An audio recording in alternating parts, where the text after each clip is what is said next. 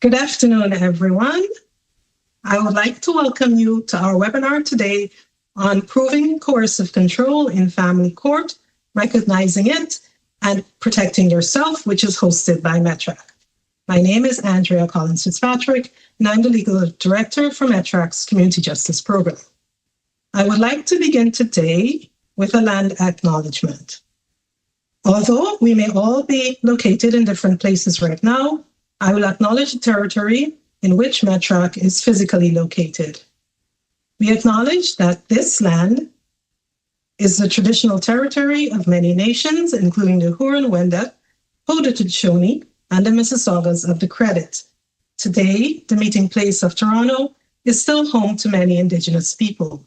We honor all the First Nation, Métis, and Inuit people living on this land. We recognize the traditional territories on which our organization is located and on which our programs and trainings take place. I would like to remind you that this webinar is for general information purposes only. It is not legal advice, and it is not intended to be used as legal advice for a specific legal problem. This webinar will be recorded and will be posted on our website at onefamilylaw.ca. I would also like to remind you that we will have a Q&A after the presentation. If you have any questions, please post them in the chat. You will see the chat function at the bottom. Please post them in the chat and at any time during the presentation. Please note that we will also have a survey that we would kindly ask you to complete, as it helps us to present further programs like this, and we'll do so near the end of the presentation. So before I move to our presenter today, I would like to tell you a little bit about METRAC. So METRAC works to end gender-based violence across communities through education, research, and policies. We have been in existence since 1984, so over 40 years, and our programs are devoted to advancing safety, justice, and equity. METRAC's Community Justice Program provides legal education and information related to gender-based violence. Through our Access to Justice program, we provide legal information in areas of family law, immigration law, criminal law, employment law, and human rights law. This webinar is part of our Family Law Education for Women FLU series. FLU's resources are available in 14 languages, ASL, videos, and accessible formats. You can visit our website at onefamilylaw.ca for more information on your family law matters. Today, I would also like to thank our team, Fizzle Malik, our project lawyer, Kenyan, our program manager, Emma Cowell, our coordinator, and of course, our technician, Brian Bernard. I'm delighted today to have Emma Cates to speak to us about proving coercive control in family court, recognizing it and protecting yourself. Emma is a family lawyer and partner at Kelly D. Jordan Family Law Firm, and was called to the bar in 2013 after completing her JD at Osgoode Hall Law School. Emma grew up in Toronto and is still strongly connected to her community. After practicing civil litigation in the earlier part of her career, she transitioned to family law so she could advocate for individuals and families. She takes pride in advocating for her clients and is committed to getting to know each client to ensure their interests are protected. Emma is a seasoned litigator, but understands the importance of negotiating resolutions through alternative dispute resolution when appropriate. She has completed the fundamentals and advanced mediation training with the Mediation Training Center. She is the current vice chair of the Ontario Bar Association Family Law Executive and is the chair of the board of directors of the legal aid clinic Justice for Children and Youth, which provides legal advocacy and support to young people across Ontario. Emma is also the author of the Family Law chapter in the new edition of Death of a Taxpayer, and she has contributed to METRAC through writing resources regarding decision-making responsibility and parenting time for our Family Law Education for Women website. We thank you, Emma, for being here. Thank you so much for continuing to work with METRAC, and we appreciate all that you do for us. I'll now pass things over to Emma. Thank you. Thank you very much, Andrea, and to everyone who coordinated today's webinar. I'm happy to be here, and I'm always happy to speak to folks through MetTrack and flu programming, which I strongly believe is very helpful. I think public legal education is something that we don't have enough of, and it's really important because a lot of folks don't understand how the law works. So today I'm going to talk about coercive and control, and coercive and controlling behavior and abuse. And Andrea's already provided a disclaimer that this is not legal advice, but information. And I also just want to say that lawyers like disclaimers, but I mean it when I say that every case is different, every family is different, every individual is different. And so there are certainly trends and there are certainly cases that we can look to for guidance. But at the end of the day, it's important to note that every story is different and everyone needs a different level of support and strategy when it comes to protecting themselves. So just a bit of an outline. I'm going to talk about coercive and control generally, some signs of it, how to protect oneself. We're going to go through the impact of coercive control in family courts. What do the courts say? What do they care about? What are they looking at? What are the decisions saying out there? And how might we go about proving coercive control in family court? And then I'm going to talk to you about some recent family law decisions. So what is coercive control? I think it's something that we've all probably heard about. It's one of those things that nobody talked about for a long time, and then people do talk about it a lot now. But what exactly is coercive control and what does it mean? So when we talk about coercive control, we're talking about a pattern of abusive behaviors that is used to control or dominate a family member or intimate partner. That's from the Department of Justice website, that definition. It involves a range of behaviors, including intimidation tactics such as threats to harm the victim or the abuser themselves, threatening to self-harm, threatening to do a bunch of other things that are actually listed here. But intimidation is a strong component.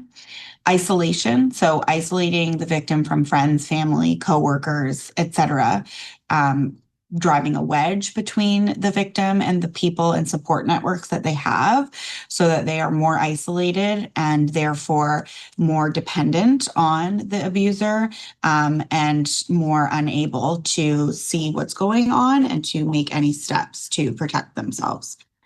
Financial abuse, so control over finances, not allowing the victim to have their own independence when it comes to finances. So if the person is working, having all of their income into, for example, their spouse's account. If they're not working, then making it very hard for them to access financial support. So, we see things like people receiving allowances in a way, or having access just to specific funds for specific needs, which then further isolates them. It also means that it's harder for them to access supports or legal services.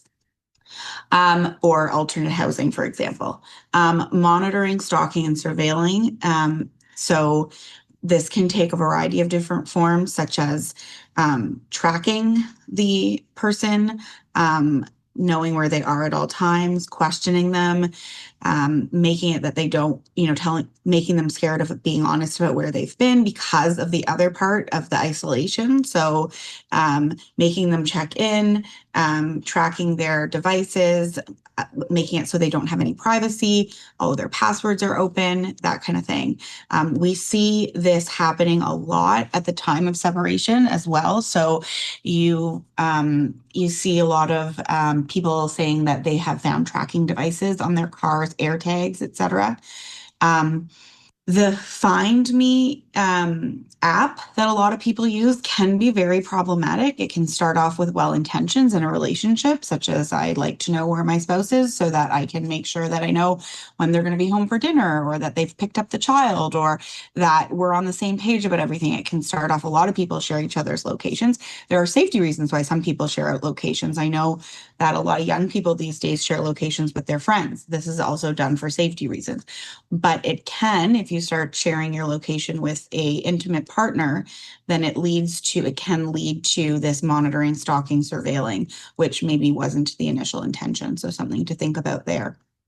Emotional abuse, so that can take, as everyone knows, a variety of different forms, including demeaning words, talking down, name calling, incessant criticism, making the person feel as though they have no worth, that they have no contribution to anyone, that they are worthless, essentially.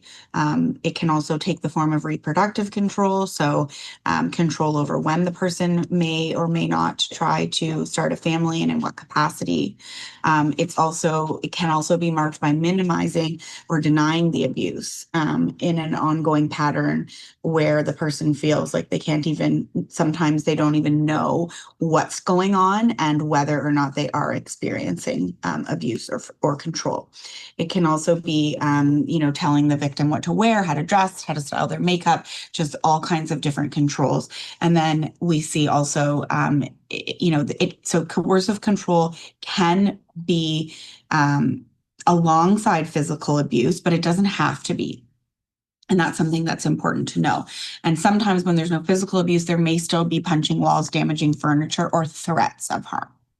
So we know that coercive control is a common form of family violence. And since 2021, family violence has been recognized in both the Divorce Act, which is our federal legislation for married the Divorce Act of Ontario applies to married spouses, and the Children's Law Reform Act applies to non-married parents or spouses.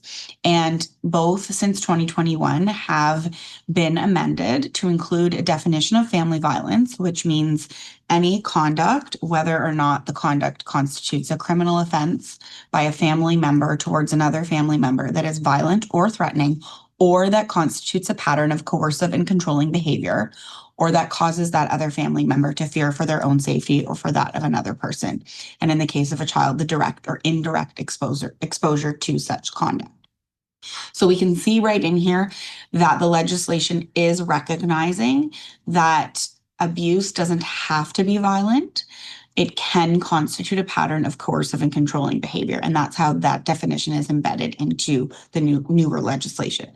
In the Divorce Act, it's enumerated to say that family violence includes physical abuse, including forced confinement, but that doesn't mean use of reasonable force to protect oneself, sexual abuse, threats to kill or cause bodily harm to another person, harassment, including stalking, failure to provide necessaries of life, psychological abuse, financial abuse, threats to kill or harm an animal or damage property, and the killing or harming of an animal or the damaging of property. So this is how family violence is defined in our legislation, and which plays a part into what we need to do to prove it. So in both the Divorce Act and the Children's Law Reform Act, there are factors that the court shall. So it's not a choice. There's no discretion. They shall consider in determining the best interests of the child. And the best interest of the child is used to determine decision-making orders, or what we used to call custody, and parenting schedules, or what we used to call access. So in making an order for decision-making or parenting time, the court must consider various factors to determine best interests. And one of those factors, specifically J, is any family violence and its impact on, among other things, the ability and willingness of any person who engaged in the family violence to care for and meet the needs of the child, and the appropriateness of making an order that would require the persons in respect of whom the order would apply to cooperate on issues affecting the child. And in considering the impact of any family violence under the best interest factors, the court shall take into account various factors, including whether there is a pattern of coercive and controlling behavior. So again, we're seeing that the implementation and use of coercive and controlling behavior in considering family violence. And specifically, now we're also seeing that the court shall consider family violence. And so what's important here is also to see, so the purpose of it. So it's great. We have a definition. We have a requirement that it's considered. But what does that actually mean? And what can the court do with that, even if we are able to find family violence or coercive controlling behavior as part of the family violence?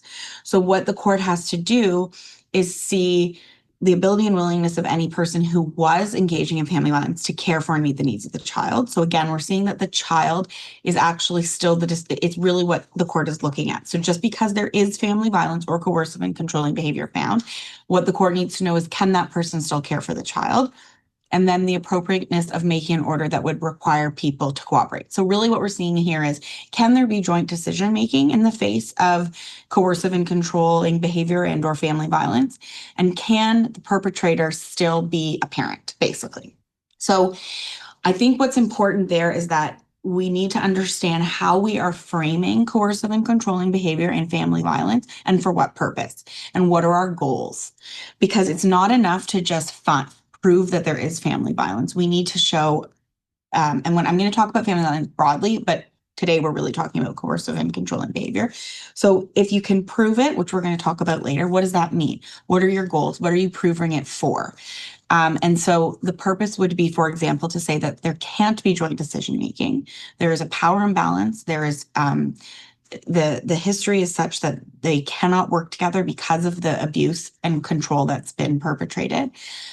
And that then, because of that, not only does it pose a safety risk to the victim, but also it means that decisions will not get made for the child.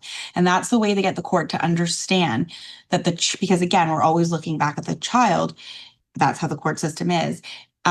This will impact on the ability of the child to have decisions made upon them for them, which is then not in their best interest. And then the other part is, what are you seeking it for? Are you seeking it to say that there should be supervised parenting time? And if that's the case, then you have to look at why, the significant safety concerns. Or are you saying there's coercive and controlling behavior, which means there can't be an equal shared parenting schedule because of the impact on the child of the behavior and how it can then seep into the child because they're seeing it both directly and indirectly. And so that would be an argument for why there can't be shared parenting time. But it doesn't necessarily mean that there's going to be no parenting time. Well, it would very rarely mean that. And it doesn't necessarily mean that it's going to be unsupervised. And it doesn't necessarily mean that it's going to be no overnights, for example. So it's important to think about why we are trying to demonstrate coercive control so that we can understand the system that we're working in and try to achieve our goals as best as possible. And this is just a quote that I wanted to share. It comes from a case from 2023 from Justice Deborah Chappell. And in that case, actually, Her Honor found that there was not, she didn't find that the allegations of coercive control by the mother were actually credible. So we'll talk a little bit about that later. But that being said, this I think is a very important quote because it helps us to understand how we can frame coercive controlling behavior and how we can demonstrate it. Because if the courts at least understand this type of pattern, then it's going to help us to be able to do so.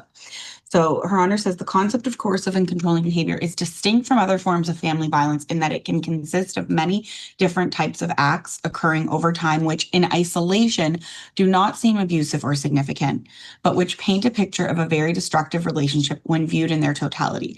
Accordingly, the significance of the individual incidents can only be truly understood in the context of the larger picture.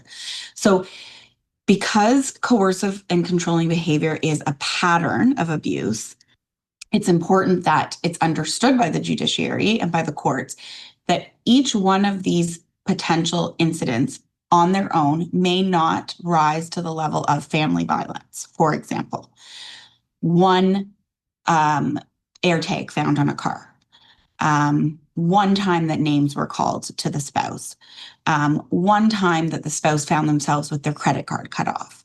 All of those things in isolation may not rise to the level of family violence, but when they are seen in the context of happening over and over again, so that the sum is greater than, I don't know how, I'm terrible with those kinds of sayings, but that's my point. We have to look at them as what they do to an individual and the fear that they create and not just one isolated incident here and there. Okay, so I am going to get into, working in the court system to prove and deal with coercive and controlling behavior and power imbalances. But I do want to talk a little bit about how things that we need to think about both as clients and as service providers when working with people who are leaving a relationship that has elements of coercive and controlling behavior. So this is not a full list. These are just some examples. So not using technology or online banking. So if possible, if you are, seeing a lawyer that you have to pay for, borrow cash from a friend, use a friend's card if possible. Try to attend consultations in person. Or maybe it is actually better to be doing it at, in some sort of private space at a friend's house. Think about where the best places are you're going to for sure have privacy, but also potentially not be tracked. Have a friend or support person with you if possible, because it's like going to the doctor. It's really hard to remember what is said. And it's hard to sometimes take notes. It's really overwhelming. So if you can, again, if you have somebody that can be with you, a friend, family member, that would be very helpful.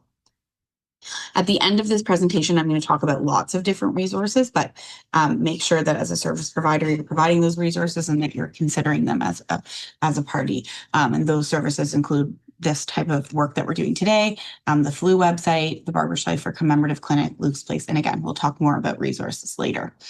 Consider options for alternative housing and potentially shelters.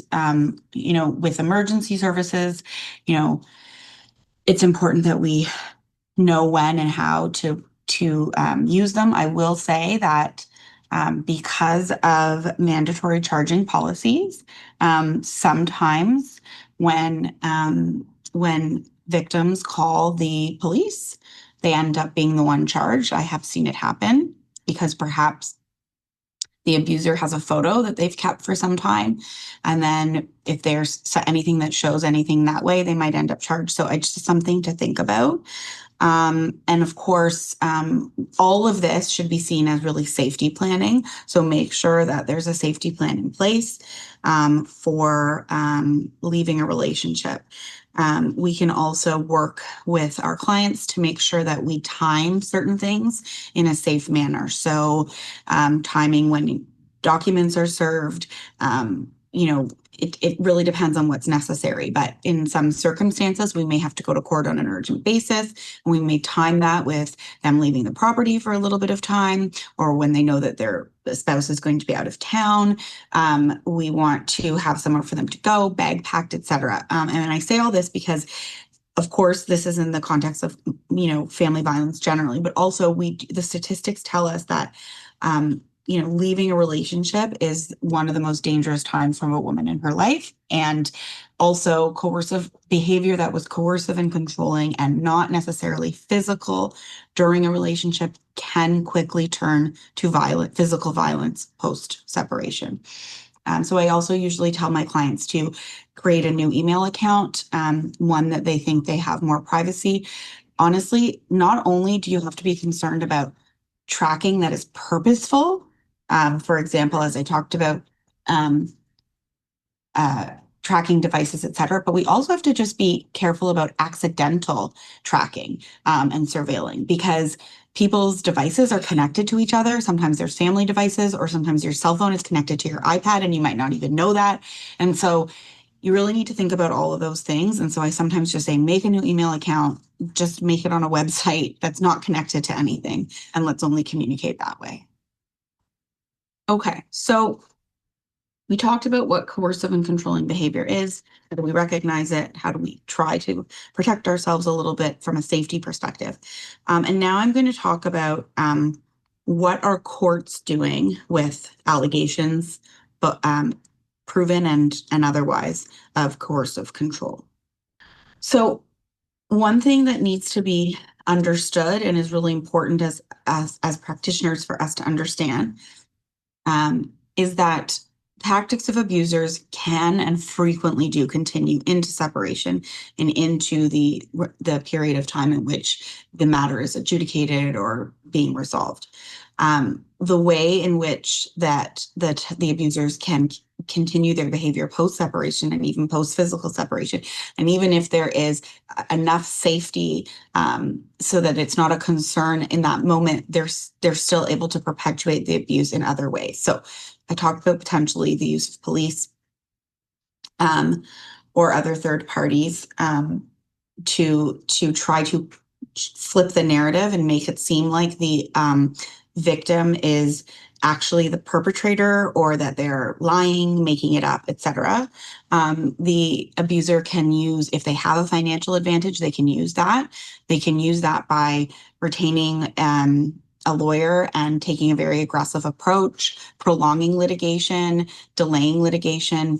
We say, like, there's a tactic of bleeding the person dry so that they have to give up on certain financial entitlement because they don't have the resources to keep fighting. And then there's also, something that is starting to be much better understood by the courts and by the broader practitioners and bar is litigation abuse. So litigation abuse can be, again, it tends to be the sum of all of these types of behaviors. So delaying matters, refusing to provide disclosure, making it so that the spouse would have to bring a motion to court to get what they're just otherwise entitled to. But then that costs them legal fees. It's rare to get 100% of your legal fees back, even if you're successful. Sometimes we see abusers self-represent even if they can afford legal fees, which then that actually drives up the costs of the victim and can drive a wedge between them and their lawyer, because I'm sometimes getting inundated with 10, 15 emails a day from a self-represented person who is making unfounded allegations against my client, sometimes against me. And continuing to make me have to respond, which then drives up my client's legal fees. They may take really unnecessary positions or bring motions that are completely unwinnable, for lack of a better word, but they're doing it again just to bully or try to bully and exert pressure and power on the other person. They may introduce false or irrelevant evidence, or, like I said, try to flip the narrative, try to detract from the real issues by making things up, or by just causing noise. So maybe things aren't made up, but they're red herrings. They don't matter. Trying to allege that something that, just because they were alleged to do something, now they're saying that the other person's doing it. So again, just causing noise, which then detracts from the real issues and gets in the way of the person being able to just focus and go forward with what they're rightfully entitled to. Okay, so proving coercive control. So we know that proving family violence generally is difficult. The courts know it as well, or they're starting to anyway. And proving coercive control can be extremely difficult. Oftentimes in family court generally, there has been a long-standing pattern of competing positions of parties that can sort of lend itself to a judge trying to decide who they can believe, who is more credible, because you're getting opposite narratives about the same instances that are occurring. And it's sometimes there's nobody else to sort of tip the balance in terms of the evidence.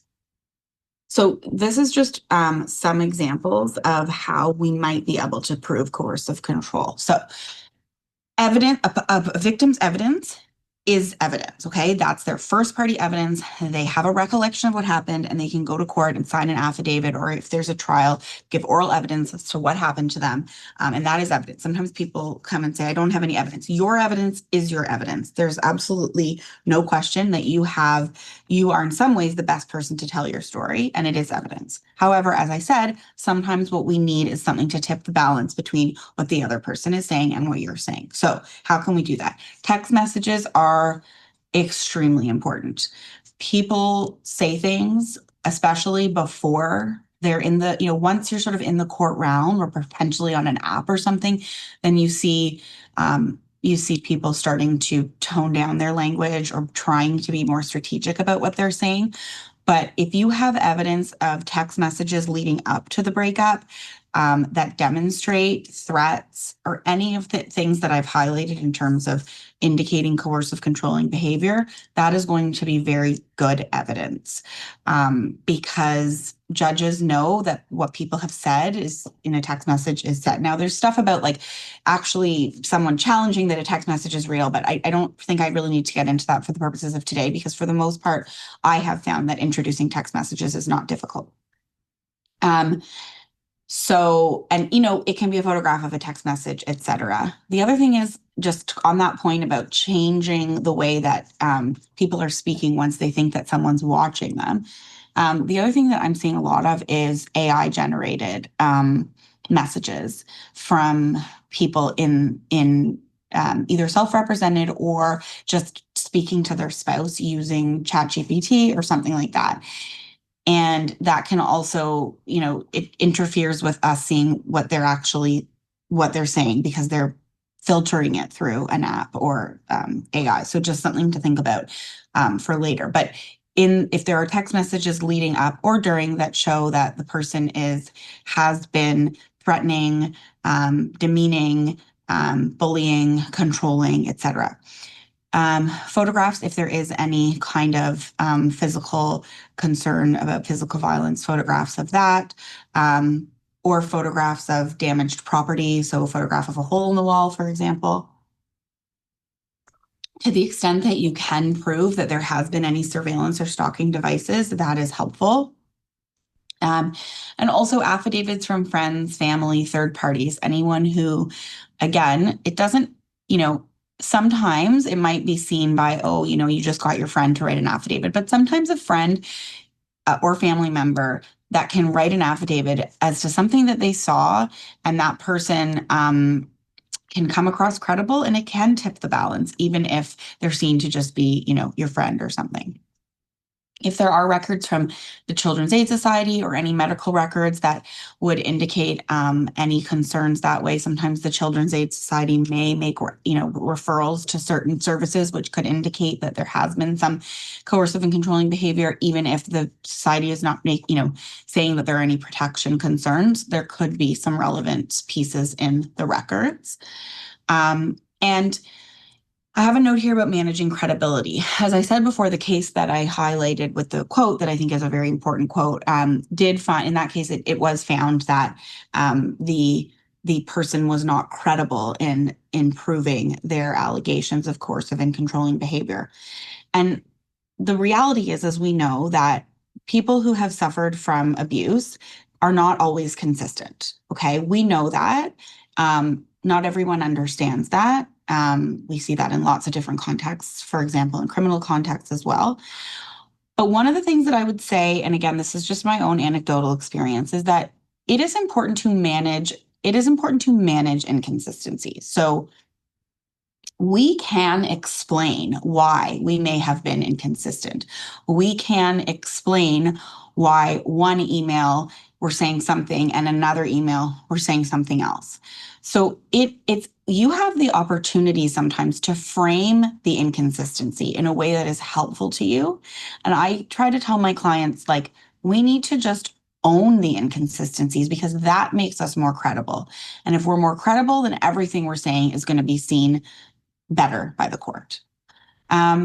A couple of other options, and I have question marks here just because it's just things to think about. But when you are in the court process and you have competing narratives about whether or not there's any controlling behavior, and if there is, the extent to which it actually would impact upon parenting, then there are two sort of independent agents or options. So one is called a Section 30 assessment. It is a private assessment by a psychologist or social worker.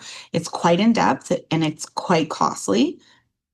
And so it's really only available to certain families, and it's meant to be to provide assistance to the court. So this assessor would actually go into the homes of all the parents, speak with the children, speak with other teachers, doctors, read records, have interviews with the parents, interviews with the kids in both homes, etc. It is quite extensive. And then what they do is they end up making a recommendation about parenting time or decision-making responsibility that the court is not bound to listen to, but it's certainly going to provide significant, what we call expert evidence to the court to help them make the decision as to what is in the child's best interest. Now, like I said, the caveats to it is just that it's very expensive. It takes time. It can be seen by some people as being invasive. And sometimes you need to think about, if you are going to do it, is it going to help? And when I say that, I mean certain types of coercive and controlling behavior is more evident, more obvious to even a trained person than other types. Some people, some abusers are very good at presenting in a way that will completely hide it. So you need to think about that and also who the right assessor might be. The Office of the Children's Lawyer is a government agency that provides services to the court. So if parents are saying, well, my child is saying they don't want to go to the other house, and the other parent is saying no, they're saying they don't want to go to that house. Sometimes that, you could say that the Office of the Children's Lawyer should come in. They might do a sort of a type of assessment that's not private, or they may actually just appoint a lawyer for the child, and then they can provide the child's views and preferences. The court tends to order that the children's lawyer be involved when there are competing narratives about how the children are doing, and how we might best find out how they're doing. So as I said, I'm going to talk about some recent decisions, and I just kind of have a variety here from what we call lower court decisions or appellate court. So the first one is a 2023 case from the Ontario Court of Justice. I know that the judge was Justice Stanley Scher, and it is a case in which family violence was discussed in some detail. So the facts of this case were that the parents separated following an 11-year marriage. They had a 12-year-old who lived primarily with mom. The father had not seen the child for over a year, except for some virtual visits that were described as being unsuccessful. The child was very clear that they did not want to see the father. The father consented to the child living primarily with the mother, but sought an order for joint decision-making responsibility and some parenting time, and opposed the mother's request to basically be able to travel and obtain government documentation without requiring the father's consent. Justice Scher examined the issue of family violence and held the following. So His Honor held that the court must consider whether a cooperative parenting arrangement is appropriate because the victim might be unable to co-parent due to the trauma they have experienced or ongoing fear of the perpetrator.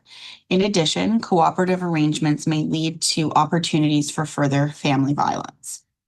And again, His Honor says family violence can be insidious. It can take many forms and frequently involves coercive and controlling behaviors, which are usually very difficult to prove because they often take place in private.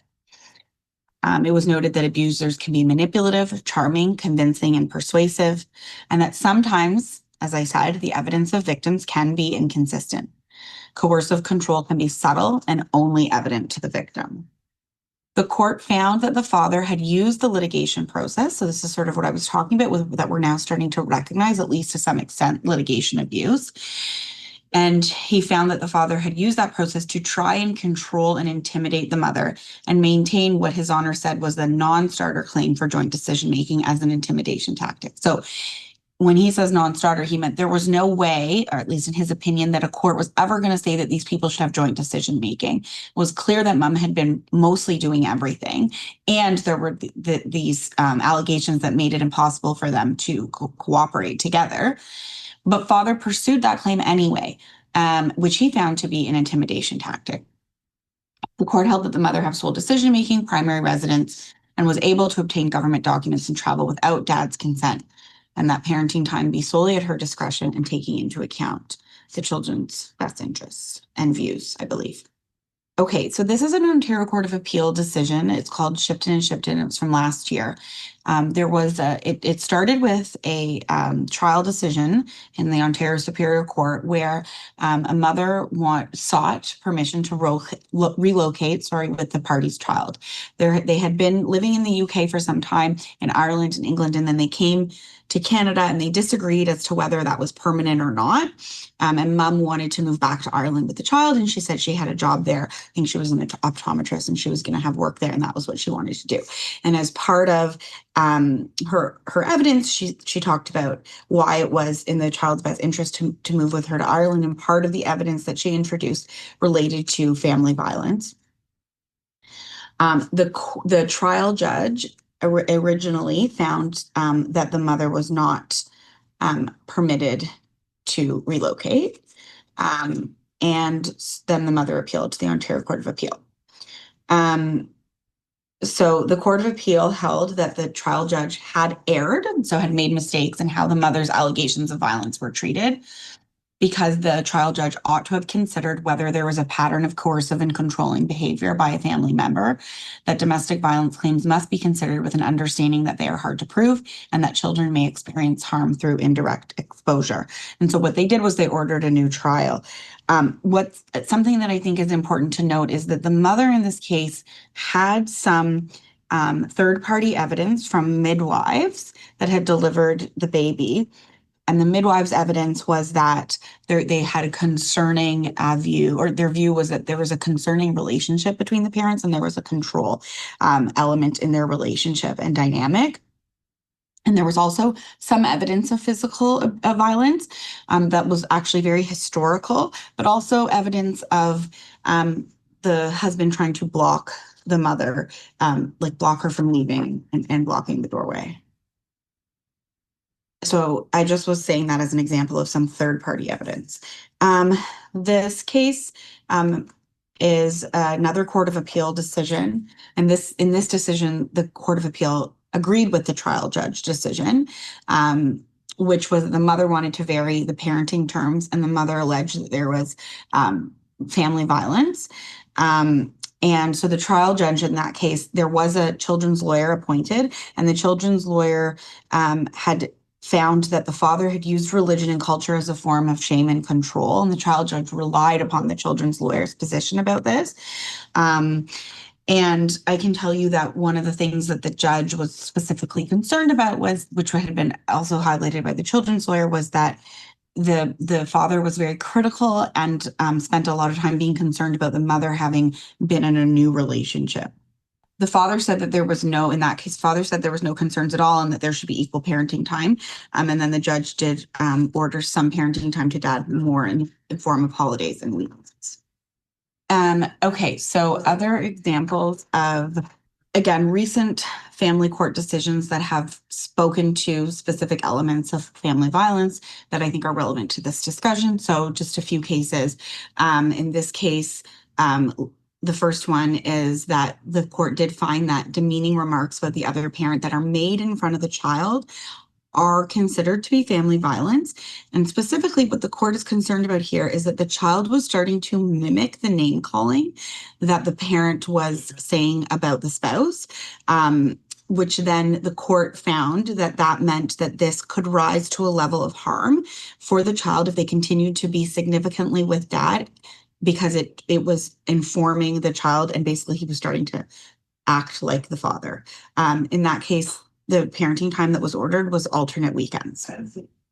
In the next case, there was an incident of pushing, but the court did say that even if altogether the court found that this was at the low end of the theoretical scale for family violence, but it still spoke to an imbalance of power that should be reflected in the parenting orders. And so the court was not prepared to order joint decision-making in that case.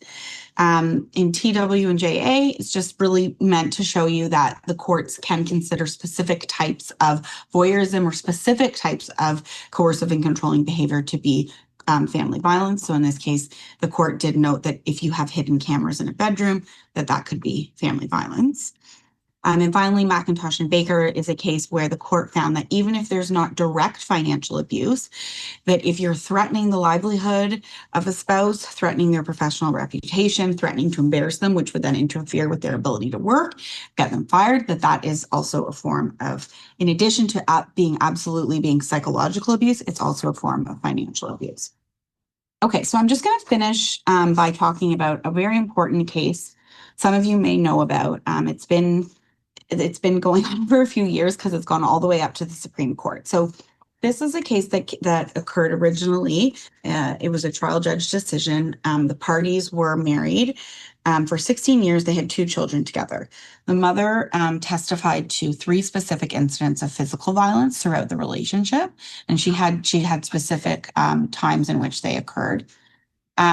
She also brought evidence forward about the nature of the relationship being characterized by a pattern of emotional and physical abuse and financial control. So Just very, very quickly, a tort. So this is a family court decision. A tort, however, is a civil wrong that causes harm, injury, or loss. We can, in family court, bring claims for torts if they're related to the family court proceeding. So in this case, the judge actually created a new tort, the tort of family violence, which the judge found to be intentional conduct that was violent or threatening, behavior calculated to be coercive and controlling to the plaintiff or the victim, or conduct that the perpetrator would have known with substantial certainty would cause them to subjectively fear for their own safety or that of another person. So while there are some existing torts, such as intentional infliction of mental suffering, that are battery and assault on the physical side that are available in certain circumstances, it's quite a high bar, and it's very much focused on an individual incident. Whereas the trial judge here found that those torts do not fully capture the cumulative harm associated with the pattern of coercion and control that lays at the heart of family violence. So again, it would allow for a compensation, because torts, you can seek compensation, so dollars, damages. So it would allow for consideration for and compensation for a pattern of violence, not just individual incidents.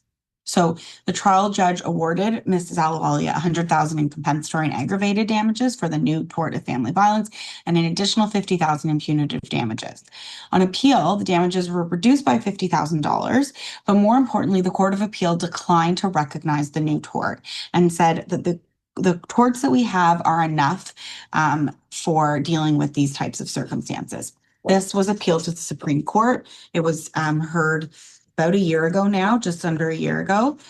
We're waiting for the decision to come out at any second and any moment. It was a very important case from a family law perspective. There were numerous interveners that are stakeholders and people that feel strongly about why there should be a new tort of family violence. Government was involved, so we are all waiting to see what happens there.